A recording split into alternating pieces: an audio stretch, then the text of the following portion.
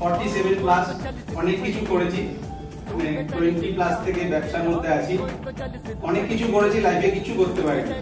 তো গত জন্মে মনে হয় কিছু একটা ভালো করেছিলাম, এরকম একটা ভালো সিস্টেম, এর জন্য সবাই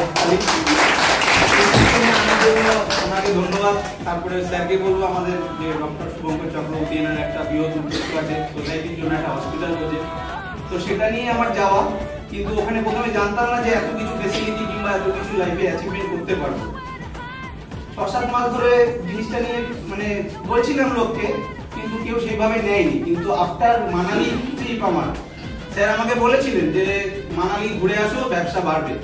আর এটা প্রমাণ, মানালি ঘুরে আসার পরে যাকে যাকে আমি আগে আগে বলেছিলাম যাদেরকে, তারা কেউ আমাকে টাইম দেয়নি, নেগলেক্ট করেছে, কাল আসবো, বাড়িতে আছে অথচ ফোন ধরছে না, এরকম হয়েছে আমার সাথে, মন খারাপ লাগছিল।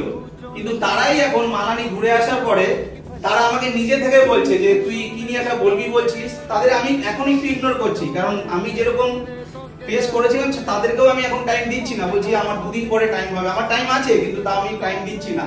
কিন্তু এই মানালি ট্রিপটার পরে আমি অনেক কিছু মানে ব্যবসা নিয়ে অনেক কিছু আমি এটা পজিটিভ হয়েছে।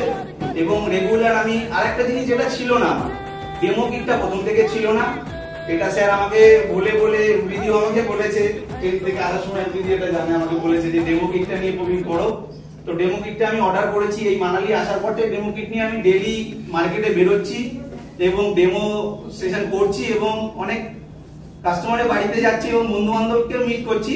এতে আমার ব্যবসা অনেক উন্নতি হচ্ছে এবং আগামী দিনে আমি এখানে 2টো ডিরেক্টর, এখানে আমার মানে আমার টাউনের 2টো ডিরেক্টর আমি এখানে এনেছি এবং ভবিষ্যতে আমি আরো এখানে ডিরেক্টর বানাতে চাই, আমার পোস্টটাকেও আমি আরো উপরে নিয়ে যেতে চাই এবং এটাই বলবো, এটাই আমার উদ্দেশ্য।